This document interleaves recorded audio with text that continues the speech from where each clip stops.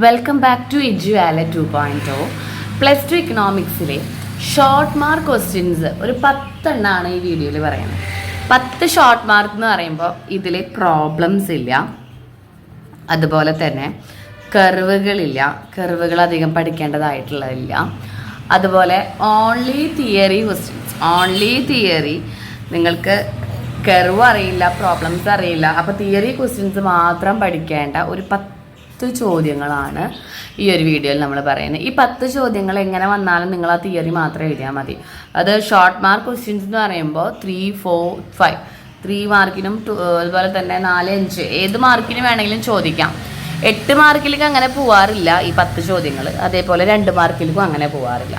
അപ്പം ഒരു 10 ചോദ്യമാണ്, അത് നിങ്ങൾക്ക് തിയറി ആയിട്ട് തന്നെ പഠിക്കാൻ പറ്റാവുന്ന ഒരു 10 ചോദ്യമാണ് നമ്മൾ ഈ വീഡിയോയിൽ ഡിസ്കസ് ചെയ്യാൻ പോകുന്നത് കേട്ടോ.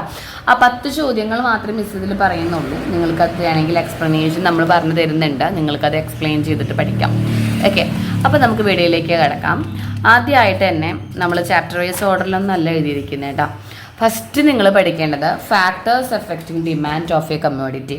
അത് കംപ്ലീറ്റ്ലി തിയറിയാണ്. ഒരു 4-5 ഫാക്ടേഴ്സ് നമ്മൾ പഠിക്കണം. അതായത് ഒരു പ്രൊഡക്റ്റിൻ്റെ ഡിമാൻഡിനെ ബാധിക്കുന്ന ഘടകങ്ങൾ ഏതൊക്കെയാണ്. ഓക്കെ, ഫാക്ടേഴ്സ് എഫക്റ്റിംഗ് എന്ന് ചോദിക്കാം, അല്ലെങ്കിൽ ഡിറ്റർമിനൻസ് എന്ന് വേണമെങ്കിലും ചോദിക്കാം. ഡിറ്റർമിനൻസ് ഓഫ് ഡിമാൻഡ് മെയിൻലി ഒരു 4-5 എണ്ണം ഉള്ളത്. ഇൻകം ഓഫ് ദി കൺസ്യൂമർ, ഏറ്റവും എളുപ്പമുള്ളത്. ഇൻകം കൂടുമ്പോൾ ഡിമാൻഡ് കൂടും അല്ലേ. Price of the product, own price എന്ന് വേണമെങ്കിൽ വിളിക്കാം. ആ സാധനത്തിൻ്റെ വില കൂടുമ്പോൾ ഡിമാൻഡ് കുറയും, വില കുറഞ്ഞാൽ ഡിമാൻഡ് കൂടും. ദെൻ മൂന്നാമത്തെ സാധനം price of other related goods. ഇതുമായി ബന്ധപ്പെട്ട് റിലേറ്റഡ് ആയ സബ്സ്റ്റിറ്റ്യൂട്ട് ഗുഡ്സുകളോ ഗിഫൻ ഗുഡ്സുകളോ ഏതെങ്കിലും ഗുഡ്സുകളോ കോംപ്ലിമെൻ്ററി ഗുഡ്സുകളോ അതിൻ്റെ വില ഇതിനെ ബാധിച്ചിരിക്കും. Then fourth one population, population of the country. Population കൂടുന്തോറും സാധനങ്ങളെല്ലാം വേണ്ടി വരും. Then taste and preference of the consumer. ഓരോ കൺസ്യൂമറിൻ്റെയും ടേസ്റ്റും പ്രിഫറൻസ് അനുസരിച്ച് അതിൻ്റെ ഡിമാൻഡ് മാറും. ദെൻ ടാക്സ് റേറ്റ് അനുസരിച്ച് അതിൻ്റെ ഡിമാൻഡ് മാറും. അങ്ങനെ ഒരു 5-6 പോയിന്റ് ഇപ്പോൾ മിസ് പറഞ്ഞു തന്നിട്ടുണ്ട്. അത് നിങ്ങൾക്ക് എക്സ്പ്ലെയിൻ ചെയ്തിട്ട് എഴുതാം. ഒന്നും പറ്റില്ല എങ്കിൽ ലിസ്റ്റ് ഔട്ട് ചെയ്യാം. അതാണ് ഫാക്ടേഴ്സ് എഫക്റ്റ്. ഏതൊക്കെയാണ്? Income of the consumer, price of the good, price of other related good, taste and preference of the consumers or people, then population, tax rate തുടങ്ങിയ ഒരു 6 ടോപ്പിക്കുകൾ നമ്മൾ പറഞ്ഞു. ദെൻ നെക്സ്റ്റ് വൺ ആണ് Cobb Douglas production function. അത് നമുക്കിതുപോലെ ചോദിക്കാറുണ്ട്. Cobb Douglas എന്ന് പറയുമ്പോൾ 2 ആൾക്കാരാണ് കേട്ടോ, 2 എക്കണോമിസ്റ്റ് ആണ്, ഡോഗ്ലസ് ആൻഡ് കോബ്. അവർ 2 പേരും കൂടിയിട്ട് ഒരു പ്രൊഡക്ഷൻ ഫംഗ്ഷൻ ഇൻക്ലൂഡ് ചെയ്തിട്ടുണ്ട്. അത് എന്ന് പറയുന്നത് ഒരു ഫ്രാക്ഷനൊക്കെ വെച്ച് ആൽഫ അതുപോലെ തന്നെ ബീറ്റ, ആൽഫ അതുപോലെ ബീറ്റ എന്ന് പറഞ്ഞ 2 കോൺസ്റ്റൻസ് യൂസ് ചെയ്തിട്ടാണ് അവർ ഈ പ്രൊഡക്ഷൻ ഫംഗ്ഷൻ ക്രിയേറ്റ് ചെയ്തിരിക്കുന്നത്. അപ്പോൾ ആ പ്രൊഡക്ഷൻ ഫംഗ്ഷൻ എന്താണെന്ന് നമ്മൾ ജസ്റ്റ് ഒന്ന് അറിഞ്ഞിരിക്കുന്നത് നല്ലതാണ്. കാരണം ചിലപ്പോൾ 2 മാർക്സിനോ ടഫ് പേപ്പറൊക്കെ ആണെങ്കിൽ നമുക്ക് എങ്ങനെയും ആ ക്വസ്റ്റ്യനൊക്കെ അവിടെ നമുക്ക് പ്രതീക്ഷിക്കാനായിട്ട് സാധിക്കും. So Cobb Douglas production function അനുസരിച്ച് Q = x1 into x2, x1 alpha and x2 beta, ഇങ്ങനെയാണ് അവരുടെ പ്രൊഡക്ഷൻ ഫംഗ്ഷൻ എന്ന് പറയുന്നത്. ഇതിൽ എങ്ങനെയാണ് ഈ x1ഉം x2 പറയുന്നത് ഇൻപുട്ടുകളാണ്. ഈ ആൽഫ ബീറ്റ എന്ന് പറയുന്ന ഈ 2 സാധനം കൂട്ടിയിട്ട് 1 എങ്കിൽ അത് കോൺസ്റ്റന്റ് റിട്ടേൺ ടു സ്കെയിലാണ്. ആൽഫയും ബീറ്റയും കൂട്ടിയിട്ട് >1 എങ്കിൽ ഇൻക്രീസിങ് റിട്ടേൺ ടു സ്കെയിലാണ്. ആൽഫയും ബീറ്റയും കൂട്ടിയിട്ട് <1 ആണെങ്കിൽ >1 ആണെങ്കിൽ ഡിമിനിഷിങ്ങും, ഇൻക്രീസിങ് 1 ആണെന്നെങ്കിൽ IRS ആണ്. അങ്ങനെയാണ് 3 സ്റ്റേജസ്. ഇതിലും 3 സ്റ്റേജസ് ഉണ്ട്. അപ്പോൾ കോബ് ഡോഗ്ലസ് പ്രൊഡക്ഷൻ ഫംഗ്ഷൻ അനുസരിച്ചിട്ട് 3 സ്റ്റേജസ് ഉണ്ട്. ഈ ആൽഫയും ബീറ്റയും ആഡ് ചെയ്തിട്ട് 1 ആണ് കിട്ടുന്നതെങ്കിൽ കോൺസ്റ്റന്റ് റിട്ടേൺ ടു സ്കെയിലാണ്. >1 ആണ്, ഇത് >1 ആണ് എങ്കിൽ ഇൻക്രീസിങ് റിട്ടേൺ ആണ്. >1 ആണ് എങ്കിൽ നമ്മൾ എന്താണത് പറയുക, അത് ഡിക്രീസിങ് അല്ലെങ്കിൽ ഡിമിനിഷിങ് റിട്ടേൺ ടു സ്കെയിലാണ്. ഇത്ര എഴുതിയാലാണ് കേട്ടോ മാർക്ക് കിട്ടുന്നത്. അതേപോലെ ഈ പ്രൊഡക്ഷൻ ഫംഗ്ഷനും ഇതും അവിടെ എഴുതിയിരിക്കാം. Then features of perfect competition. എല്ലാവർക്കും അറിയാം ഫീച്ചേഴ്സ് ഓഫ് പെർഫെക്റ്റ് കോമ്പറ്റീഷനും നമുക്ക് 3 മാർക്കിനും 4 മാർക്കിനൊക്കെ ചോദിക്കാവുന്ന ക്വസ്റ്റ്യൻ ആണ്. ഷോർട്ട് എസ്സേ ടൈപ്പ് ക്വസ്റ്റ്യൻ ആണ്. പോയിന്റ് വൈസ് എഴുതിയാലും ഇതിന് മാർക്ക് കിട്ടും. നമുക്കൊരു 6-7ഓളം ഫീച്ചേഴ്സ് ഉണ്ട്. നിങ്ങൾ എങ്ങനെയും ഒരു 5 എണ്ണം പഠിക്കാനായിട്ട് ശ്രദ്ധിക്കാം.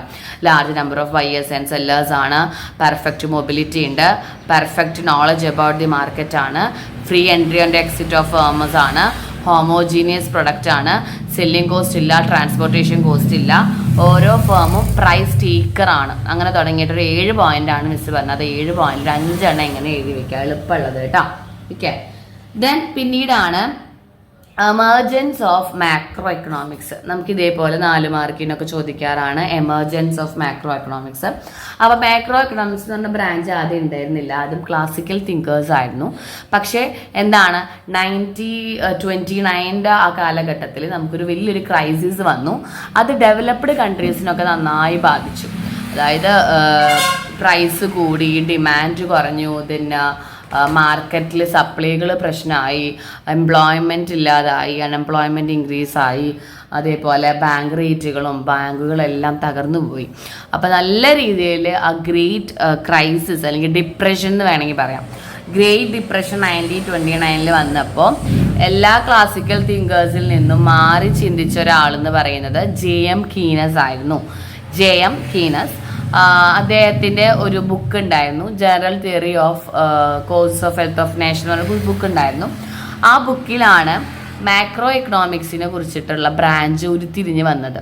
ഓക്കെ. അപ്പോൾ അദ്ദേഹം പറയുന്നത് എംപ്ലോയ്മെൻറ്റ് തിയറി ആണ് ഒരു ഡെവലപ്ഡ് കൺട്രീനെ ബാധിച്ചാൽ അത് എല്ലാവരും നല്ല രീതിയിൽ ബാധിക്കുന്നൊക്കെയാണ് അദ്ദേഹം പറഞ്ഞിട്ടുണ്ടായിരുന്നത്. ആദ്യം അത് US ഉണ്ടായിരുന്ന ഈ ഒരു ക്രൈസിസ്, പക്ഷെ അത് മെല്ലെ മെല്ലെ എല്ലാ രാജ്യങ്ങളെയും ബാധിക്കുകയാണ് ഉണ്ടായത്.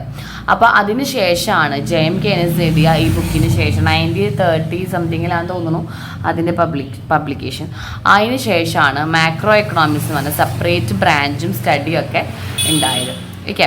It is derived from the Greek word macros which means large. Large macros എന്ന് പറയുന്ന ഒരു വേർഡിൽ നിന്നാണ് എന്തുണ്ടായിരിക്കുന്നത്, മാക്രോ എക്കണോമിക്സ് എന്ന് പറഞ്ഞ ഭാഗം ഉണ്ടായത്. ദെൻ മോട്ടീവ്സ് ഓഫ് മണിയിൽ സ്പെക്കുലേറ്റീവ് ഡിമാൻഡ് ഫോർ മണിയും ട്രാൻസാക്റ്റീവ് ഡിമാൻഡ് ഫോർ മണിയും നമ്മൾ പഠിച്ചു വെച്ചിരിക്കാം. അത് രണ്ടും എന്താണ്, ഒന്ന് ട്രാൻസാക്ഷൻ ഡിമാൻഡ് എന്ന് പറഞ്ഞാൽ നമ്മൾ ട്രാൻസാക്ഷൻസ് നടത്താൻ വേണ്ടി കയ്യിൽ ക്യാഷ് ഹോൾഡ് ചെയ്യുന്നു, അതിനെയാണ് transaction demand for money. Transaction എന്ന് പറഞ്ഞാൽ എന്താണ്, സാധനങ്ങൾ വാങ്ങുന്നു, വിൽക്കുന്നു, ഗുഡ്സ് ആൻഡ് സർവീസസ് എക്സ്ചേഞ്ച് ചെയ്യുന്നതാണ് transaction demand. Speculative demand for money എന്ന് വെച്ചാൽ ഇൻ ഓർഡർ ടു പർച്ചേസ് ബോണ്ടുകൾ അല്ലേ, സെക്യൂരിറ്റീസ് പർച്ചേസ് ചെയ്തിട്ട് ഫ്യൂച്ചറിൽ നമ്മൾ വിൽക്കുകയാണ്. അപ്പോൾ അങ്ങനെ സ്പെക്കുലേഷൻ നടത്താൻ വേണ്ടിയിട്ടും ആൾക്കാർ കയ്യിൽ ക്യാഷ് വെക്കുന്നു, അതിനും നമ്മൾ എന്തെന്ന് വിളിക്കും, സ്പെക്കുലേറ്റീവ് ഡിമാൻഡ് ഫോർ മണി എന്ന് വിളിക്കും. ഇവിടെ ലിക്വിഡിറ്റി ട്രാപ്പും മാർക്കറ്റ് റേറ്റ് ഇൻട്രസ്റ്റും ഒക്കെ വരുന്നുണ്ട്. Then functions of central bank. Functions of central bank എന്നും ഫങ്ഷൻസ് ഓഫ് RBI എന്ന് ചോദിച്ചാലും നമുക്ക് കിട്ടണം. അപ്പോൾ central bank of India RBI ആണ്, അതുകൊണ്ടാണ് നമ്മളോട് ഫങ്ഷൻസ് ഓഫ് RBI എന്നാണ് ചോദിക്കുന്നത്. ഒരു 6 7 8 ഫങ്ഷൻസ് നിങ്ങൾക്ക് എഴുതാൻ വിത്ത് എക്സ്പ്ലനേഷൻ കൊടുക്കുകയാണ് ഏറ്റവും ബെറ്റർ. കാരണം ബാങ്കേഴ്സ് ടു ബാങ്ക് ആണ്, ഗവൺമെൻറ്റിൻ്റെ ബാങ്ക് ആണ്, issuing currency report public financial report issue ചെയ്യുന്നത് അവരാണ്, ലെൻഡർ ഓഫ് ലാസ്റ്റ് റിസോർട്ട് ആണ്, കസ്റ്റോഡിയൻ ഓഫ് ഫോറിൻ എക്സ്ചേഞ്ചുകളുടെ സൂക്ഷിപ്പുകാരൻ നമുക്ക് വേണമെങ്കിൽ വിളിക്കാം. അങ്ങനെ തുടങ്ങിയ ഒരു 5 എണ്ണം ഇങ്ങനെയും പഠിച്ചു വെക്കാം. ഇഷ്യൂയിങ് കറൻസി, ബാങ്കേഴ്സ് ബാങ്ക്, ഗവൺമെൻറ്റിൻ്റെ ബാങ്ക്, ഇഷ്യൂയിങ് ഫിനാൻഷ്യൽ റിപ്പോർട്ടുകൾ, അതുപോലെ തന്നെ lender of last resort, foreign exchange custodian ആണ്. അതിൽ ഇഷ്യൂയിങ് കറൻസിയിൽ 1 രൂപി കോയിൻ ഇവരല്ല അടിക്കുന്നത്, അത് ഫിനാൻസ് മിനിസ്റ്റർ ഓഫ് ഇന്ത്യ ആണ് അടിക്കുന്നത്, അതും കൂടി ശ്രദ്ധിക്കാം കേട്ടോ. ദെൻ ഫങ്ഷൻസ് ഓഫ് മണി ഇതേപോലെ 5 മാർക്ക് 4 മാർക്കിന് ചോദിക്കാം. Store of value, measure of value, standard for deferred payment, then എന്താണ് ഡബിൾ കോയിൻസിഡൻസ് ഉണ്ടാവുന്നില്ല അല്ലേ, അപ്പോൾ നമുക്ക് മെഷറബിൾ ആണ്, നമുക്ക് ഫ്യൂച്ചറിലേക്ക് എടുത്ത് വെക്കാം, അങ്ങനെ തുടങ്ങിയിട്ടുള്ള ഫങ്ഷൻസ് ഓഫ് മണിയും പഠിച്ചു വെക്കാം. ദെൻ നെക്സ്റ്റ് ആണ് ഫങ്ഷൻസ് ഓഫ് ഗവൺമെൻറ്. 3 ഫങ്ഷൻസ് ആണുള്ളത്, അലോക്കേറ്റീവ്, ഡിസ്ട്രിബ്യൂട്ടീവ് ആൻഡ് ഡിസ്ട്രിബ്യൂട്ട് ചെയ്യുന്ന function, allocative function, then stabilization function. ഈ 3 ഫംഗ്ഷനാണ് ഗവൺമെൻറ് മെയിനായിട്ട് ചെയ്യുന്നത്. അലോക്കേറ്റീവ് എന്ന് വെച്ചാൽ എന്താണ്, ഗവൺമെൻറ്റിൻ്റെ പബ്ലിക് ഗുഡ്സുകളെല്ലാം അലോക്കേറ്റ് ചെയ്ത് യൂസ് ചെയ്യാനായിട്ട് നമുക്ക് സമ്മതിക്കുന്നുണ്ട് അല്ലേ, റോഡ്, റെയിൽവേ, ട്രാൻസ്പോർട്ട് എല്ലാം. ദെൻ ഡിസ്ട്രിബ്യൂഷൻ ഫംഗ്ഷൻ എന്ന് വെച്ചാൽ എന്താണ്, ഗവൺമെൻറ്റിന് കിട്ടുന്ന ട്രാൻസ്ഫർ പേയ്മെൻറ്റുകൾ, പെൻഷൻ എല്ലാം അവർ വെൽത്തുകൾ ഈക്വലി നമ്മൾ ഡിസ്ട്രിബ്യൂട്ട് ചെയ്യാൻ നോക്കുന്നു എല്ലാ ജനങ്ങളിലേക്കും. ദെൻ സ്റ്റെബിലൈസേഷൻ ഫംഗ്ഷൻ എന്ന് വെച്ചാൽ നമുക്ക് ഇക്കോണമിയിൽ വല്ല പ്രോബ്ലംസ് വന്നിട്ടുണ്ടെങ്കിൽ, ഇപ്പോൾ ബിസിനസ് സൈക്കിളോ സൈക്ലിക്കൽ ഫ്ലക്ച്വേഷൻസ് ഒക്കെ വരുമ്പോൾ ഗവൺമെൻറ് ആണ് അത് നിലനിർത്തി പോളിസീസ് എല്ലാം എടുത്ത് ഫിസിക്കൽ പോളിസി എല്ലാം നോക്കി ഇൻഫ്ലേഷൻ്റെ സമയത്തും ഡിഫ്ലേഷൻ്റെ സമയത്തും ഒരു ലെവലിൽ കൊണ്ടുപോകുന്നത് ഗവൺമെൻറ് ആണ്. Then 3 linkages of international market, product market ഉണ്ട്, ഫാക്ടർ മാർക്കറ്റ് ഉണ്ട്, ലേബർ മാർക്കറ്റ് ഉണ്ട്. പ്രൊഡക്റ്റ് മാർക്കറ്റ് എന്ന് പറഞ്ഞാൽ നമ്മൾ എക്സ്പോർട്ട് ഇമ്പോർട്ട് ചെയ്യുന്നു അല്ലെ, ഗുഡ്സുകൾ, അതാണ് പ്രൊഡക്റ്റ് മാർക്കറ്റ്. അവിടെ പ്രൊഡക്റ്റ് ആണ് മെയിൻ. ലേബർ മാർക്കറ്റ് എന്ന് പറയുമ്പോൾ ഇപ്പോൾ ലാൻഡ്, ലേബർ, ക്യാപിറ്റൽ, മെറ്റീരിയൽസുകൾ, അതേപോലെ മനുഷ്യന്മാർ ജോലിക്ക് പോകേണ്ട ഫാക്ടറുകൾ അങ്ങോട്ടും ഇങ്ങോട്ടും എക്സ്ചേഞ്ച് ചെയ്യാം. നമ്മൾ ഫാക്ടർ സർവീസസ് അവിടുന്ന് കൊടുക്കുന്നു, അവർ ഇങ്ങോട്ടും തരുന്നു. അതിന് ഏറ്റവും ഉദാഹരണം ലേബർ മാർക്കറ്റിൽ ലേബർ മാർക്കറ്റാണ്. കാരണം കുറേ പേര് ജോലിക്ക് വേണ്ടി ഗൾഫ് രാജ്യങ്ങൾക്കും USA UK പോകുന്നില്ലേ, അതെന്താണ്, നമ്മളെ ലേബർ മാർക്കറ്റാണ്, ഫാക്ടർ മാർക്കറ്റ്. മൂന്നാമത്തേതാണ് ഫിനാൻഷ്യൽ അസറ്റുകൾ. നമുക്ക് ഇൻവെസ്റ്റ് ചെയ്യാം, പർച്ചേസ് ചെയ്യാം, സെക്യൂരിറ്റീസുകൾ ഗൾഫിലെയും അതുപോലെ തന്നെയാണ് നമ്മുടെ USA UK അവിടുത്തെ എല്ലാ സാധനങ്ങളും നമുക്ക് അങ്ങോട്ടും ഇങ്ങോട്ടൊക്കെ ട്രാൻസാക്ട് ചെയ്യാനൊക്കെ സാധിക്കില്ലേ, ഇൻവെസ്റ്റ്മെൻറ്റ് നടത്താം. ഫിനാൻഷ്യൽ അസറ്റുകളാണ് അവിടെ നമ്മൾ എക്സ്ചേഞ്ച് ചെയ്യുന്നുണ്ടാവുക. അങ്ങനെ 3 ലിങ്കേജസ് ഉണ്ട്.